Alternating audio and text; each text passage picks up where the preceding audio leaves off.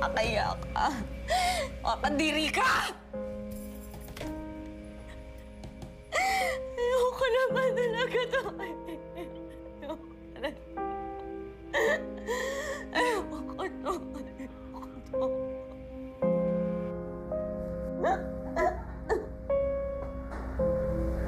Erika, tahan na. Umalis ka na, Maren. Nahihiya ako sa'yo. Wala kang dapat ikahiya, Erika. Naiintindihan ko kung bakit mo ginawa to. Dati.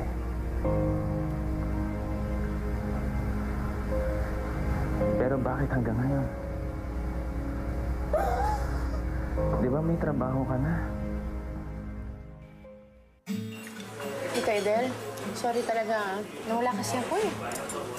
Ikaw talagang bata ka, tinakot mo kami ni Kenneth. Ako? Tita Edel, wala naman pakialam sa akin yung tao yan. Ano bang wala? Eh, sino bang nakaabang sa'yo nung dumating ka? Tendel, hello. O, ayan na. Nakasend sa atan na pinag-uusapan natin. Paano? Iwan ko muna kayo, ha, Kenneth? May tatawagan lang ako sandali, ha? Bahala ka na.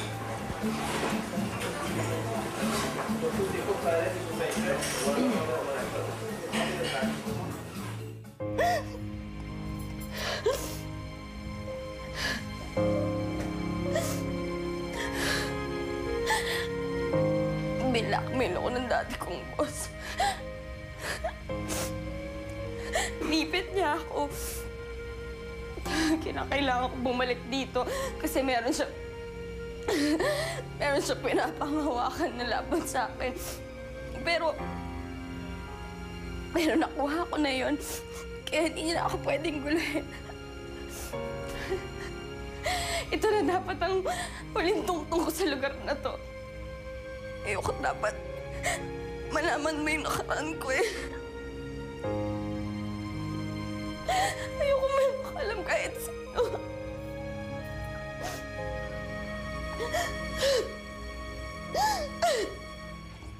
Ngayon kung lalayuan mo ako, maiintindihan ko dahil madumi yung nakaraan ko kaya umalis ka na. Umalis ka na lang. Dahil yung girlfriend mo isang maduming babae, sabihin mo na lang na nandidiri ka sa akin. Umalis ka na lang. Umalis ka na. Umalis ka na lang.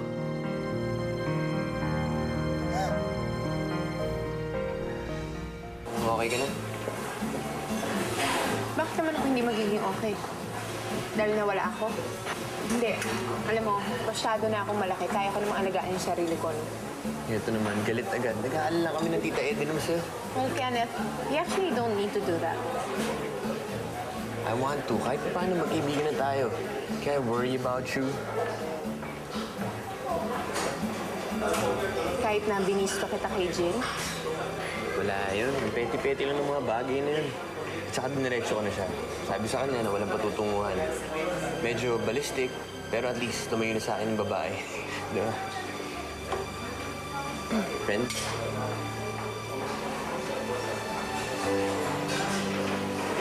Friends.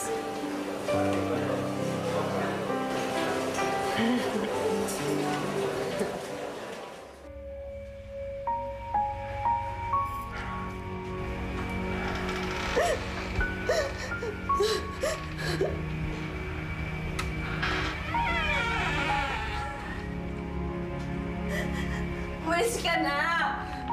Doon ka na lang kay Nicole! Basta babagay kayo!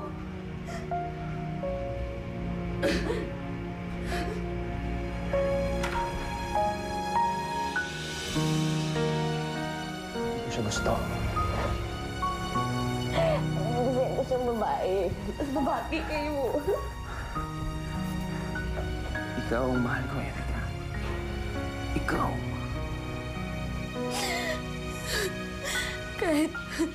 Kahit madilim mo nakaraan ko. Nakaraan mo na yun. Iba ka na ngayon. At iba ka na bukas. Patutunayan ko sa'yo na mahal pa rin kita, Erica. Kahit ano pang sitwasyon, tatanggapin ko. Tatanggapin ko. Tatanggapin kita kahit ano ka pa.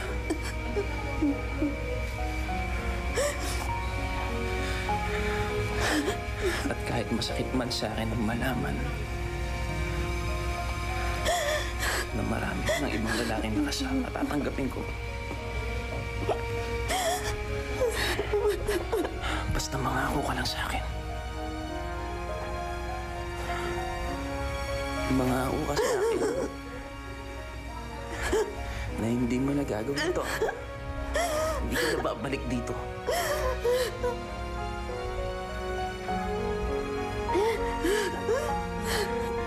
Sasama ka sa akin ngayon din. Dahil hindi ko kaya mawala ka sa buhay ko. Erica, sayaw-sayo na yung puso ko. Mahal na mahal kita. Bilib na ako. Martir na martir.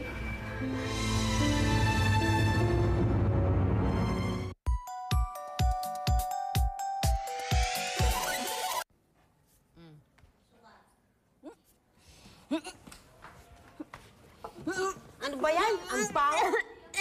Sa banyo. Kakadiri naman to.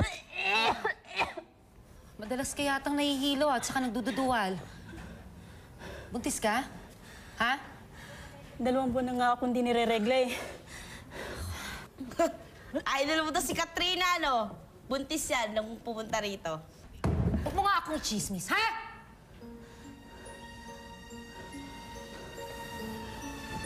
Okay ka lang, ha? Nasaan na yung batang pinanganak mo dito? Bakit ayaw na namin ng gulo? Ayaw mo ng gulo?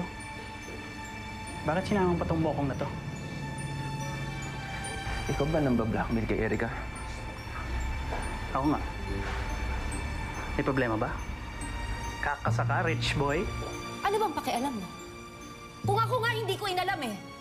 Basta hindi na siya parte ng buhay ko, ng mundo ko. Baka gusto mo ngayon, mawala ka. Ha? Ito naman, oh. Tatanong lang eh. Bossing, sorry na. Huwag mo muna. Masyado ka kasing mausisa. Pare-pareho lang naman tayong lahat. Miserable ang buhay. Kanya-kanya nga lang ng impyerno. Kaya walang paki-anamanan. Katrina, tama. Ha? Para tama na. Tama na. Ba? Todo ang harang mo dyan, ha? Gusto tayo, Max. Nagawa ko na ang pinapagawa mo sa akin. Nasa akin na ang memory card. Kaya tapos na tayo. Tapos na tayo!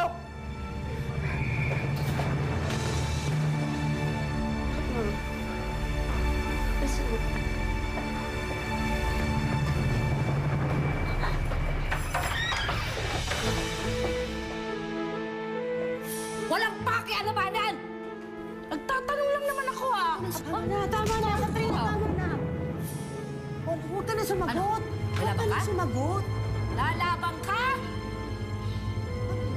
Upo! Umupo ka. Tama na. Umupo ka! Upo! Walang paki-anamanan.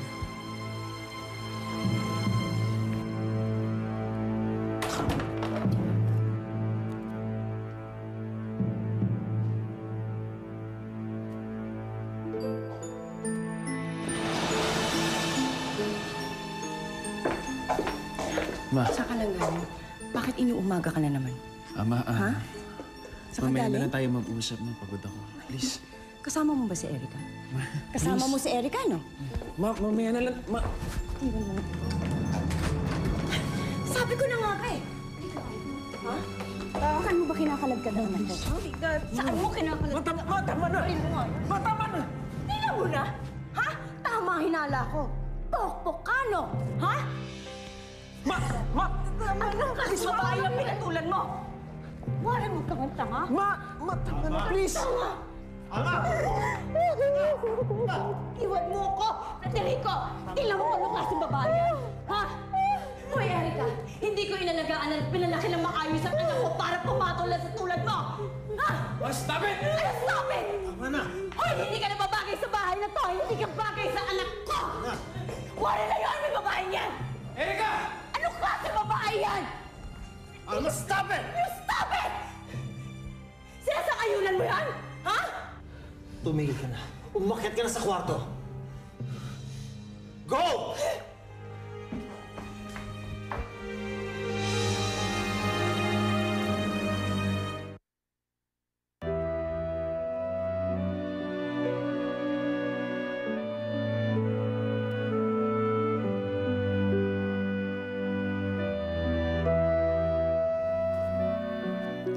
Isa na namang bagong araw. Kay dami ng araw, buwan, taong lumipas. Pero hanggang ngayon, hindi ka pa din nawawala sa aking isipan, anak.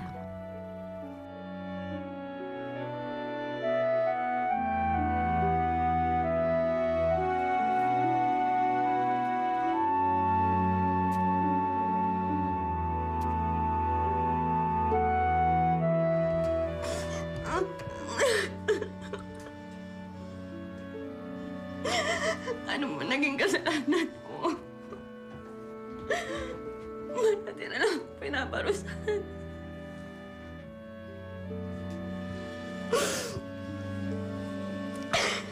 Bakit di na lang ako nadadapa? Wala namang nakakabangon.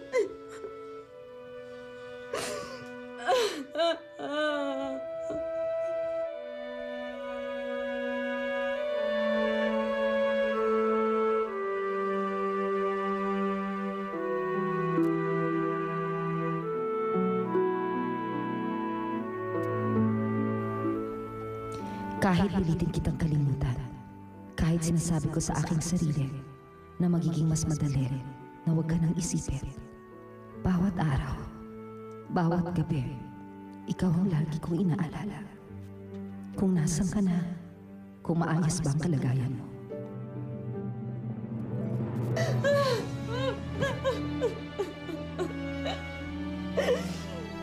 Pero di ko pinagsisisihan ang ginawa ko dahil yun ang tama. Ayokong mag-istandad na nasa kulungan. Di mo na ako kailangan makilala, lalong-lalo ng sinimpamang ama. Nasaan ka man, anak, sigurado akong mas maayos ka. Hindi na namin masisira ang buhay mo. Mas mabuti na ito na malayo ka sa akin.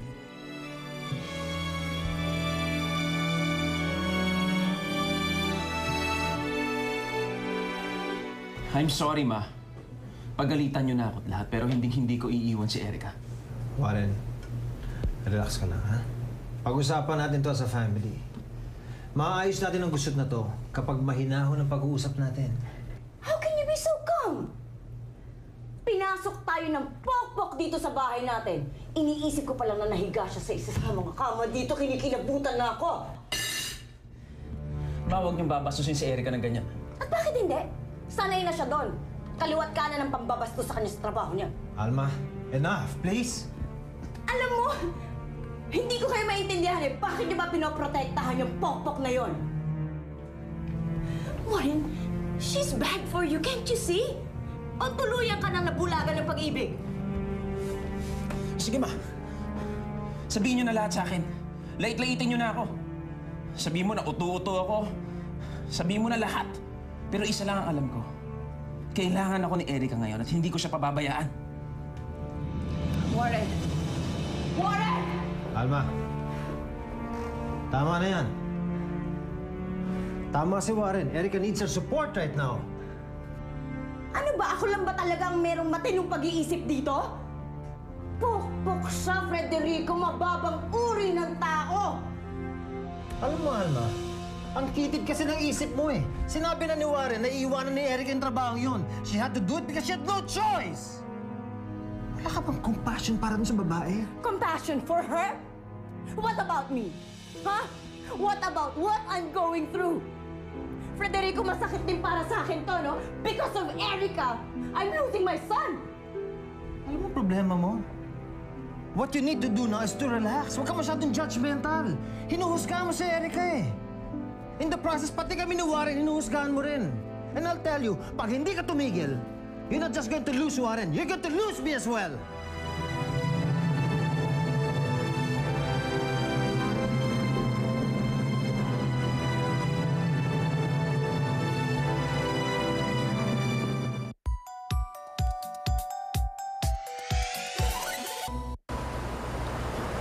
I'll just have watermelon juice, please. Thank you.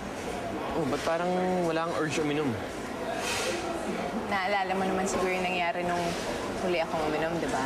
Right, I remember. I'll just have pineapple. Thank you.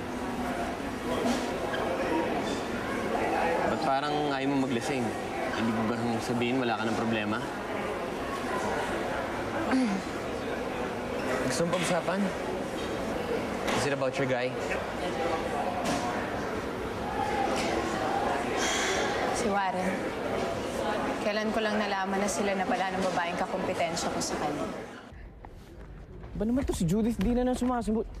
Late na naman to. Ano ba naman? Hindi ba niya alam na isang oras lang binigay sa atin dito sa koreksyonal? Oo naman, Paul. Bago ka pa ng bago, parati naman late yun. Lagi lang. Ay, Paul, nga pala, meron akong konting pinalitan dun sa opening spiel si Miss Judith. Parang feeling ko mas maganda kasi kung mas heartfelt yung i-opening skills niya. Okay lang ba? Ano yung pinapalitan mo? Wow, thank God you arrived. I've been trying to call you. Ano ba? Kaya ka ba naglasing? Ang galing mo, ha? Kaya lang ngayon, nalaman ko na kapag naglasing ka pala, hindi mo naman makakalimutan yung problema mo. Lalo lang palang lalala. Yan tuloy. Inaway ko pa yung kaisa-isang tao na dapat masasandalan. Yung kaisa-isang taong kaibigan ko ngayon. May pinabago lang ako ng konti. Sino nagsabi sa'yo pwede mong palitan yan? Mas okay yung sana kasi kung mas heartfelt yung opening niyo kaysa sa puro facts lang. Ako gumawa nito eh. Ako sumulat nito. Sinasabi mo bang hindi maganda yung sinulat ko? Judith? Anong gusto mong palabasin? Na mas magaling ka sa akin? Malayong-malayo ako sa'yo. Mas marami akong experiences, mas marami akong alam. How dare you? You're nobody. You're nothing. Judith, ano ka ba naman? Mahiya ka naman. Ang daming tao. Ano ba? I want her out of my sight, Paul. Ayoko sa kanya. Okay? Naintindihan mo? Hindi ako lalabas ng camera hanggat nandyan yung babae niya. Judith, ano ba? Mamili ka, Paul. It's me o yung intrimitidang PA mo. Cue cards, please! Okay lang, Paul. Doon muna ako. Cue cards pa, please. Okay, sige na. Set up na. Set up na. You can do that right now. I'm here for you. Kenneth, thank you, ah. Thank you for being a friend na lagi lang nandyan para sa akin. Anytime. Pwede advice. Alam ko mahirap, pero subukan mo lang. Alam mo, kung siya at siya ang iisipin mo, hindi ka makaka-move on, hindi ka makakabawi agad. I think now's the time dahil magkalayo kayo.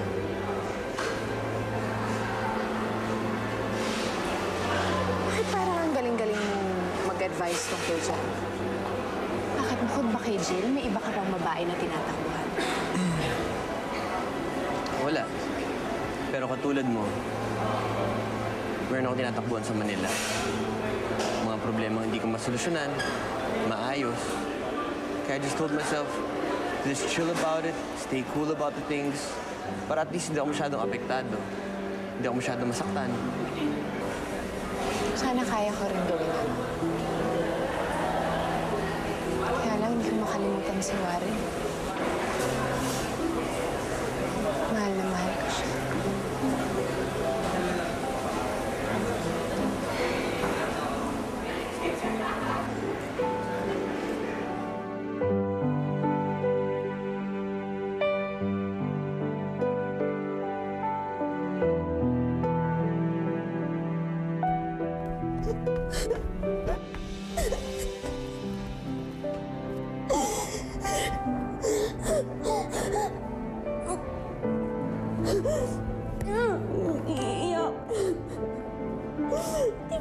nila nakikita umiiyak.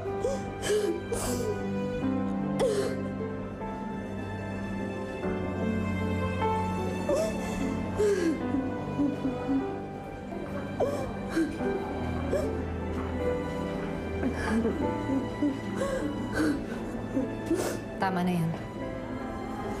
Ayusin mo ang sarili mo.